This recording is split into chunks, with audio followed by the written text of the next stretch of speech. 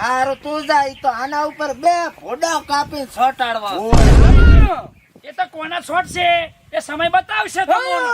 ઓવે હવે વાત શું છે ઈ કરો હેડો. તમને 1000 વાર કીધું કે આ ઢોરિયાની પેલી બાજુ તમારું છે, આ ઢારેની આ બાજુ અમારું છે. હા. તો તમે અમારી બાજુ શેની સરવાટો છો? અમાર ડોબા નહીં. ડોબા તમારે છે પણ આ ધોરિયો તમને તમારા બાપ દાદાએ લસી આલ્યો છે.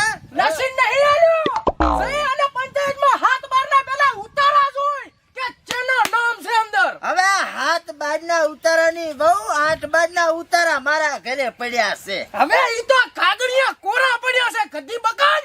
હવે ડુપ્લિકેટ બનાવ્યા છે આયણે કાપ ગળ્યા. હું તો કો કેસ ઠોક સંપરો કેસ ઠોચી ગયો હશે વાચ જ જો વિના થઈ નતા જાય.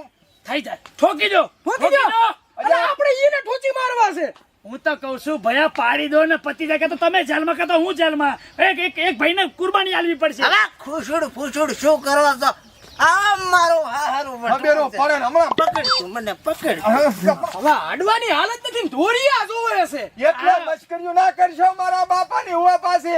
હવે તારો બાપ અંદરથી હવે હળી ગયો છે નશા કરી